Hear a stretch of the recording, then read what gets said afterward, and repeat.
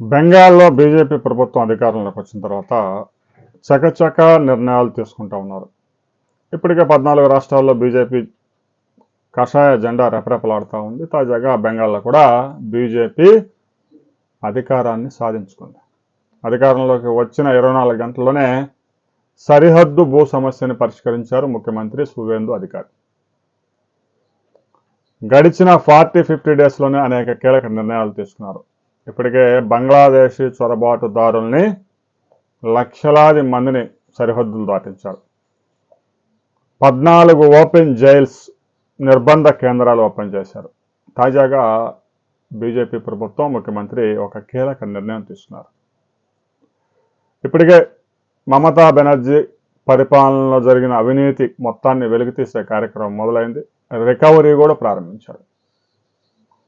తాజాగా బెంగాల్లో బీజేపీ ప్రభుత్వం 1,00,000 ప్రభుత్వ ఉద్యోగాలు భర్తీ చేయడానికి నోటిఫికేషన్లు జారీ చేస్తా ఉంది.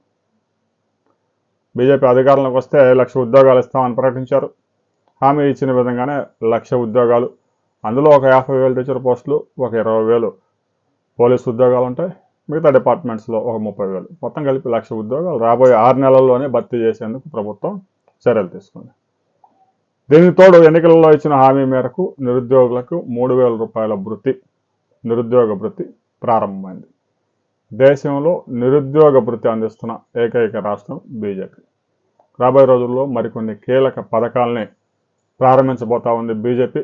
బెంగాల్లో ఇక బీజేపీ శాశ్వతంగా అధికారంలో కొనసాగేందుకు రకరకాల పథకాలను వెంటనే అమలు చేయడానికి సువేందు అధికారి చకచకా పావులు కదుపుతా ఉన్నారు. రాబోయే కొద్ది గంటల్లో మరొక కీలక నిర్ణయం ప్రకటించబోతా ఉన్నారు.